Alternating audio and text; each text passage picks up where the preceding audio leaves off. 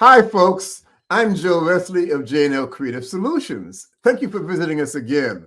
My guest today is... Arba Cooper, the digital technologist. Thank you.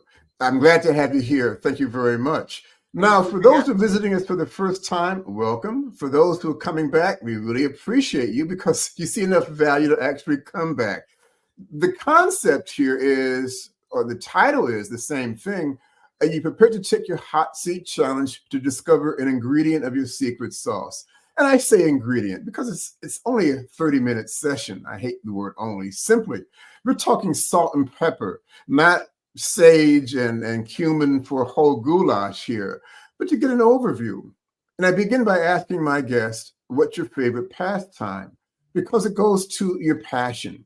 And your passion gives a sense of who you are, the person. As opposed to, well, tell me about yourself. Well, I've had 3 marriages. I bought and sold 5 businesses. I got 8 grandkids. Yeah, but it's not quite what we want to know. So it addresses the challenge of how do you stand out in your industry apart from your competition, where your unique value is your secret sauce. So we're going to do a discovery of Arba's at least 1 or 2 ingredients of her secret sauce. By the way, this is unscripted, unrehearsed process, so it's raw. If there are mistakes and glitches, you get to share the experience with us. So I'm going to ask you, Arba, what's your favorite pastime? Excuse me, one other thing, I interrupt. This is, again, not rehearsed. I keep a blank pad. And I make notes as I'm listening because I have a mind like a sieve. So if I'm looking down, it's not because I'm falling asleep. It's because I keep a pen near me to make my notes to see what's going on here. So I'm going to ask again, what's your favorite pastime?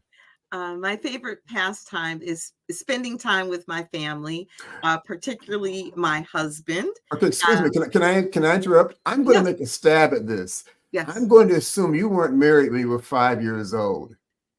I wasn't what? Married when you were 5 years old. You said your favorite pastime is your husband. Well, no. I said family. Well, I get the family, but you mentioned your husband. So I'm assuming that you're in one of those countries where they have childhood marriages that you were thinking you were doing something Dutch skipping or double Dutch or that type of thing, favorite pastime growing up. Maybe it's 9 years of age, maybe something else, but I really want to get a sense of your history beyond where you are now. Okay. But I'm still going to say family. That's okay. And why is your family? And why? Now I'm going to ask a question. It's kind of silly, but why is what value? I won't ask why is family important because that's a silly question. But what is it you enjoy about family in your life? My family is very fun to be around. They're very supportive, very encouraging, very loving. And because of that environment, that's what makes me who I am today. And I acknowledge that always. And my parents are 87 years old. They've been married for 64 years. Nice. They're still together in the house that I was raised in. Very nice. Family is my number one. So it's strong concept, strong tradition. Do you live near family? Yes, my parents are like 30 minutes away. Okay. And I visit them every Saturday. Oh, nice. I'm blessed to be able to visit them. Fair enough. You are to have them with you in your life and to be able to visit them also. Yes. That's very, very nice. Now, when you're with family, is there a tradition that was part of family coming along? For an example, I know this is not about me and my wife, but my wife's family, they have a tradition, they have dialogue. That they don't spend much time in front of the TV. Even back then, they would sit around the table after dinner or even in the front room, and they would talk back and forth. That was their bonding. Do you have a certain bonding in your family? Yes. I mean, ever since I was little, we used to go on road trips. So my father would drive us all in his makeshift RVs.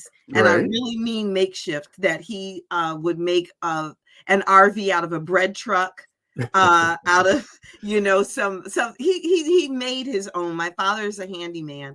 So we would travel to go see family when I was young, and then we'd have family reunions, and my mom was really like the planner of the family reunions, and the thing that we all love to do is just joke and talk about good times, memories. Cousins would talk about the funny things and how we got in trouble or got disciplined, or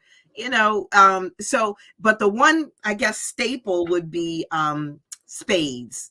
We would The all play. card game? Yes, the card game. Okay, Spades. for those who may not know what spades is. True. Spades was the, regardless of, after all the eating and the fun and whatever, we'd be like, okay, who's playing spades? Okay.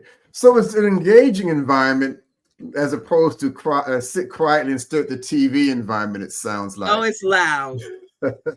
It's loud. It's like which you could go from room to room and there's a whole different conversation, but every room, well, there might be one, like the basement. Sometimes some of the men would gather in the basement and watch sports. I understand. Yeah. Well, that's what guys do. So that makes intuitive sense to me. I have to say that. Were there topics that grab your interest more than others? No, it was just like whatever. We would just go off on so many tangents. Somebody would start some kind of, do you remember something? And then the next person would gather in with, oh my God, yeah, so and so and so. And then the other one's like, where was I? And so it's just really just a loving environment. And I'm so grateful today, because when I talk to a lot of other people, I hear them how they have like dysfunctional families, or they're not connected. And I just don't understand that, because family is everything to me. I hear that. That makes perfect sense. I hear that. And you're certainly fortunate to have that in your category. Mm-hmm. So at some point you went off to school? Yes. Okay. And did you go to a local school? Or did you go where you were more than 50 miles from family? Well, this is what's interesting. This is where I would start to say how I started becoming more of myself, was that I was a straight A student throughout school, but I was very well-rounded. What I mean by that is that, cheerleading, track, drama club, you name it.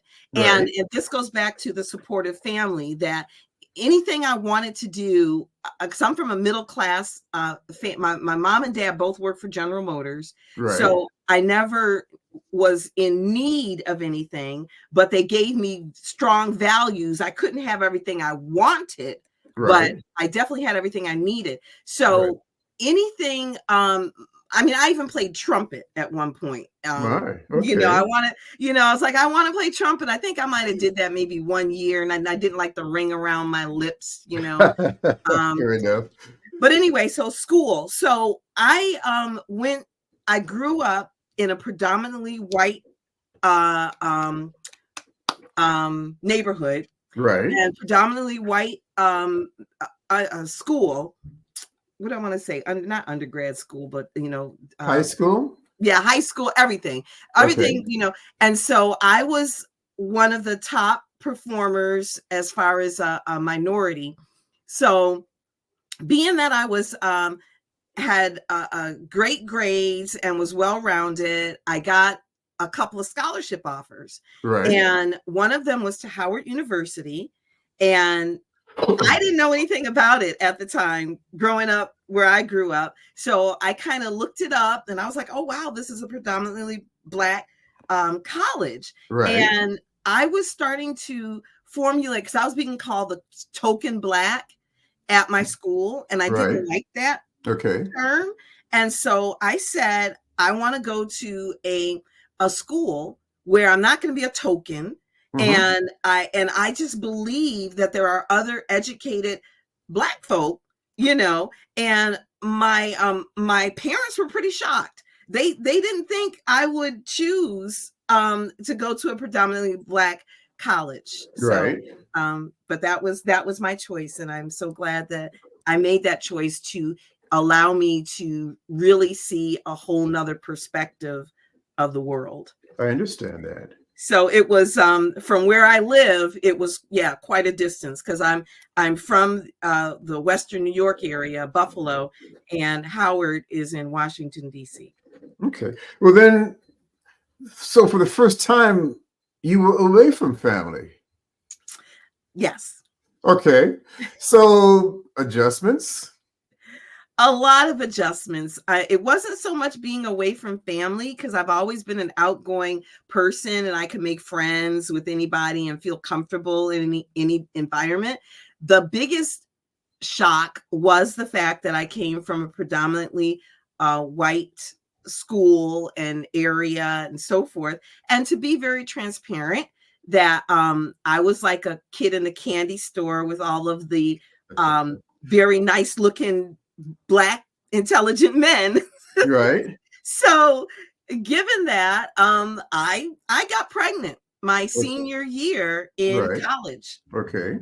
Yeah, because I was just I wasn't used to having that many I kind of get that. yeah, The to say it from my perspective that family all inclusive to on your now you're on your own to yeah, explore to discover.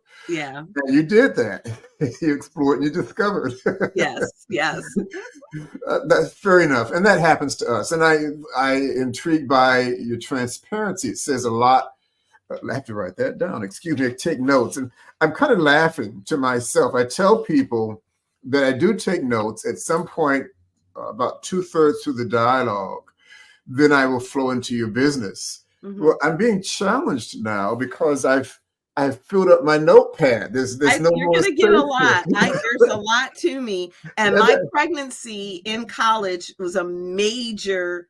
It's a major part of my life. It Okay. was a major focus. You talked earlier about how focused I am, Right. and that's what having my son focused me. Well, parenting. I was going to ask a question, but and again, it's not about me, but I'm going to pre-qualify my question to you. Is that I grew up in a single parent household, and I was the oldest of three children.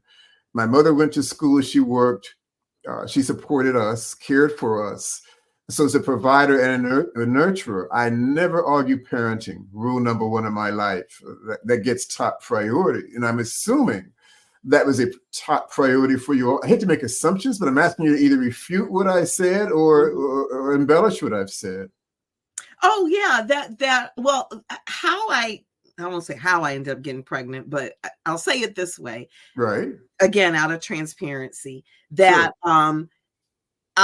you got to consider the source or who you're listening to. I was having a conversation with a friend and we were talking about birth control. Right. And she had made a comment that if you've been on birth control for a long time, you'll have difficulty getting pregnant. Okay. And I was like, oh my God, well, family is everything to me. I want to have a family. I need to get off of this birth control, So get my body prepared so I can have be pregnant. Well, Right. little did I find out. You find out later in life that actually they put some women on birth control to help with their fertility.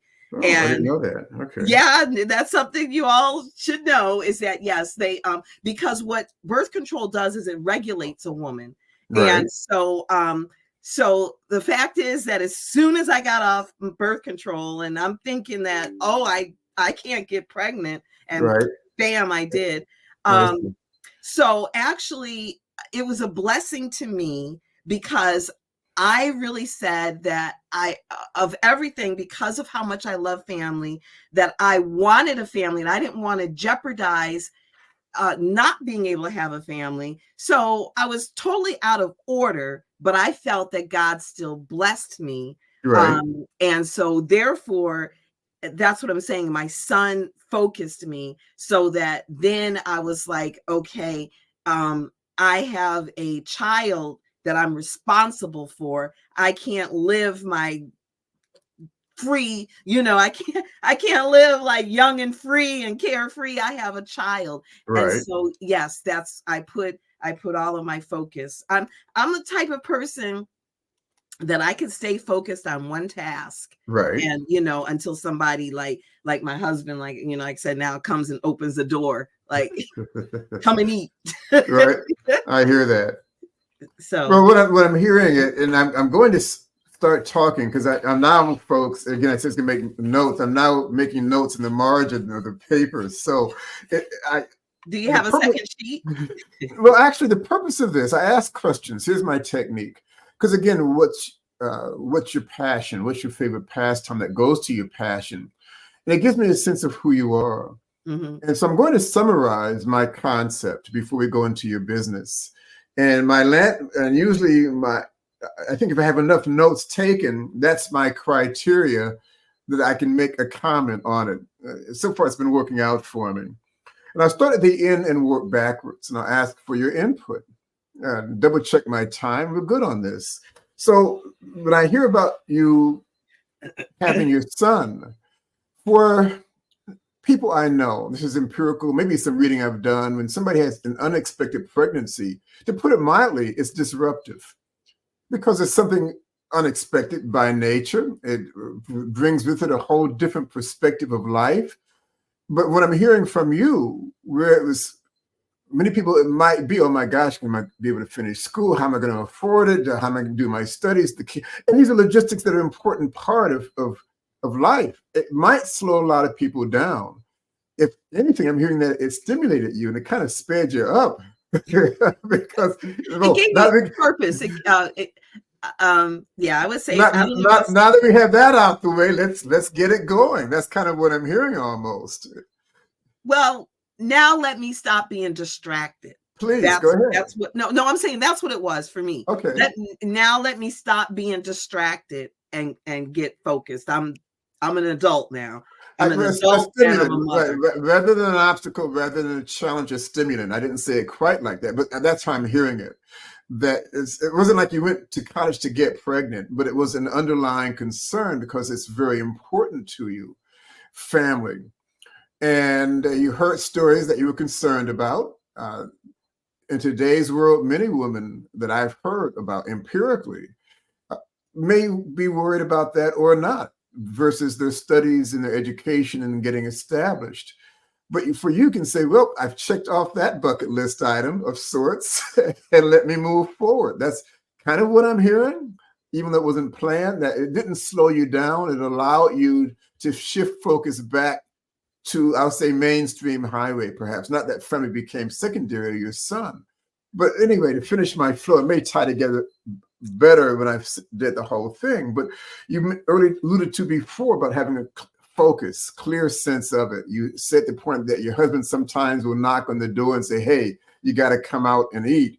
And that was implied when you were back in school, that to learn these different skills, it can't happen lackadaisically. You have to focus on the technique, the notes, the memory, whatever it may take. That's kind of who you are, the person. So you've been, to put it mildly, very consistent in what your philosophy, your style is. And you have your priorities. Mm-hmm. And I'll take it one step further. You deliberately stopped the pill because you were concerned about not being able to meet your major priority. Correct. And so the flow of it, of who you are, the person, is you decide what's important to you and you're going to act on it. Pretty much. Right. And you may or may not know the consequence at any given moment, but it happens. Okay. I should have researched. That's a common thread with me, that yes, I want something, I take action.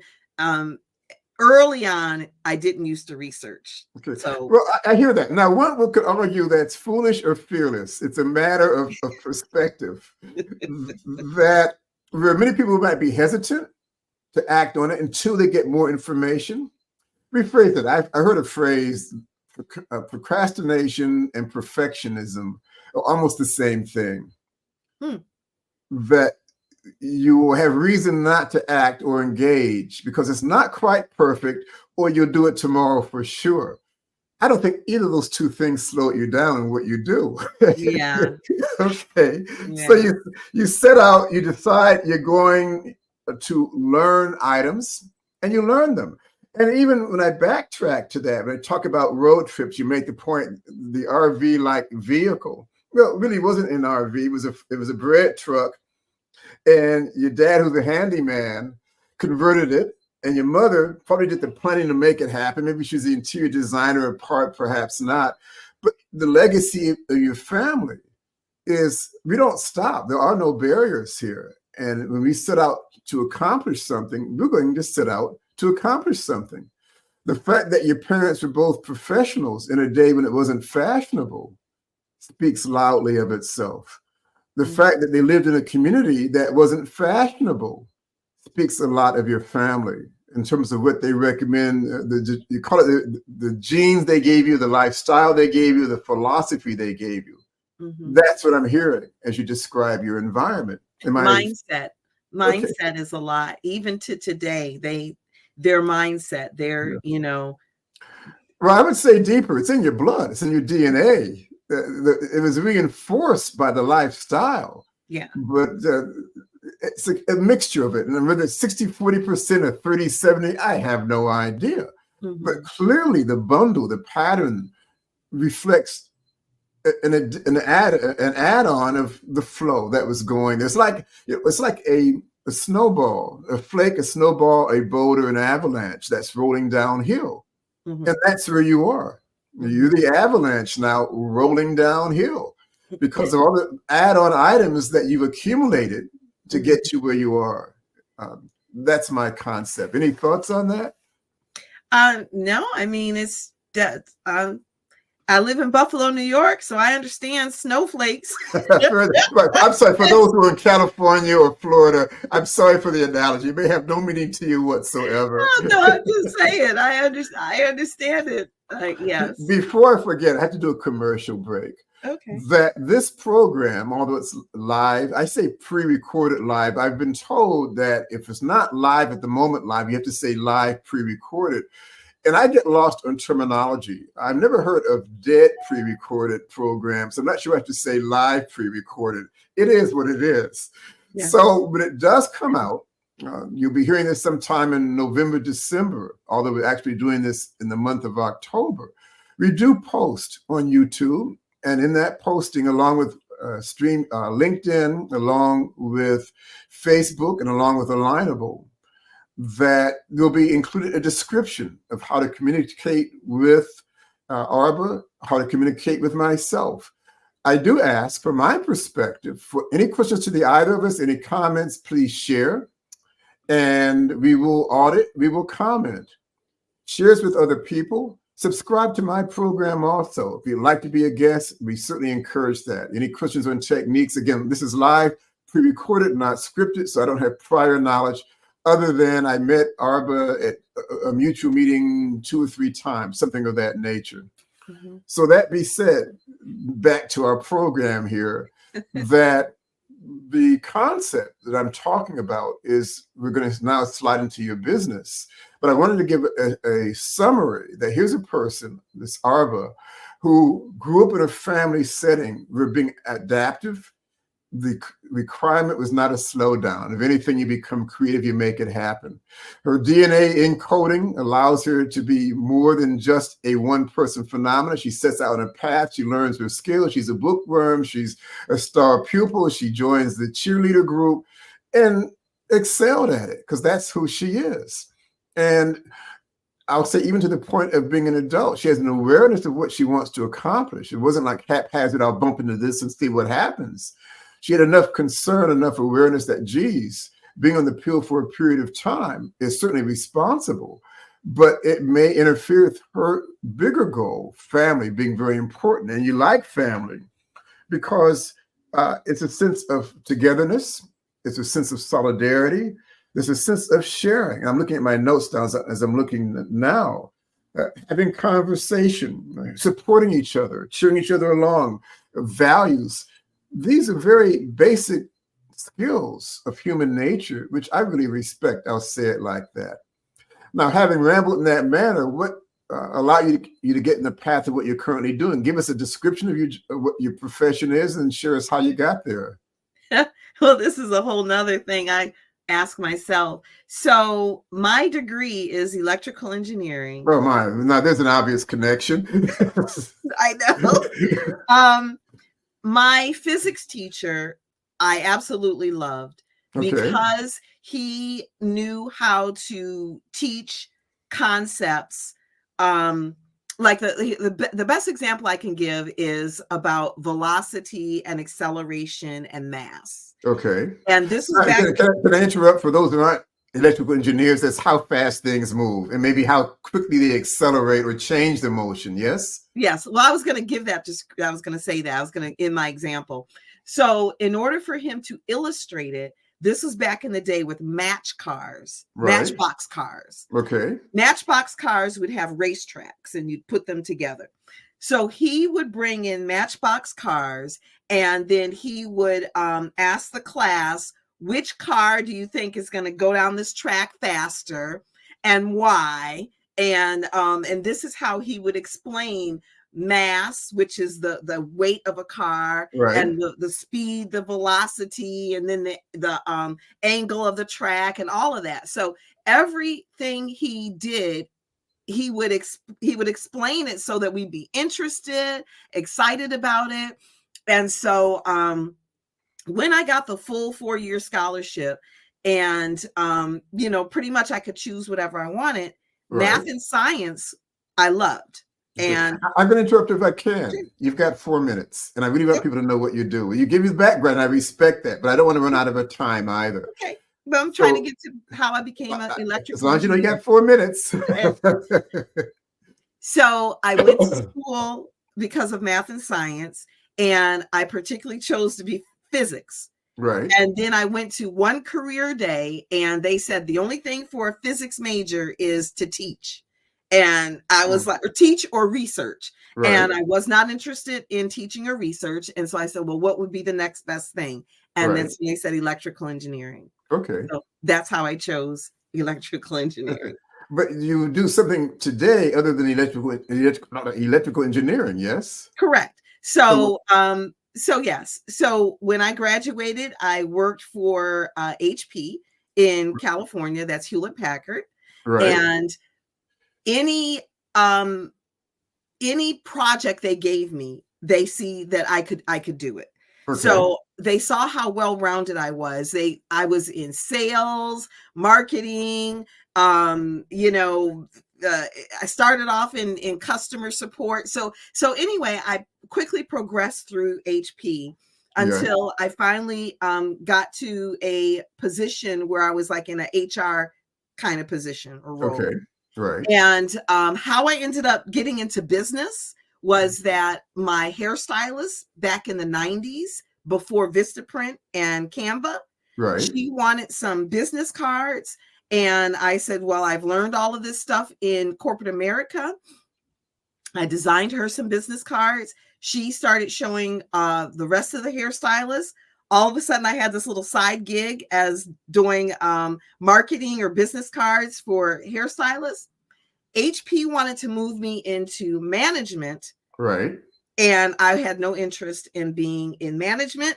And so I said, I'm going to take my little side hustle that I actually enjoy, and goodbye to HP.